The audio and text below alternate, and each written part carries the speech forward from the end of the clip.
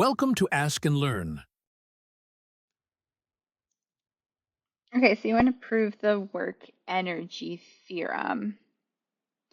And it says by first using the substitution rule and then using Newton's second law.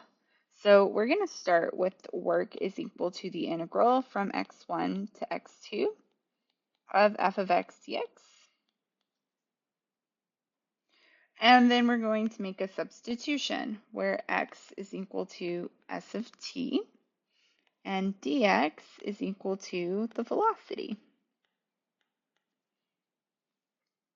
So that means this is equal to, we've switched it to be units of time. So this is t1 to t2.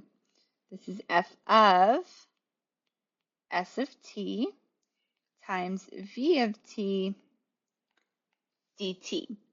And then we're going to use Newton's second law.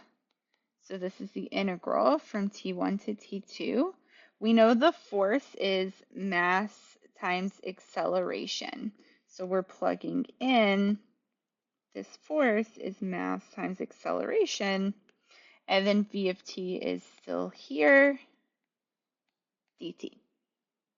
We're going to do another substitution, so we're going to say u is v of t, and then the derivative of u, the derivative of the velocity is the acceleration. So then this is the integral. Remember, we've done a substitution, so we're going from v1 to v2 of m u du. This is 1/2 mu squared, and we're evaluating that from v1 to v2, and we get 1/2 mv2 squared minus 1/2 mv1 squared, and that is what we were asked to show.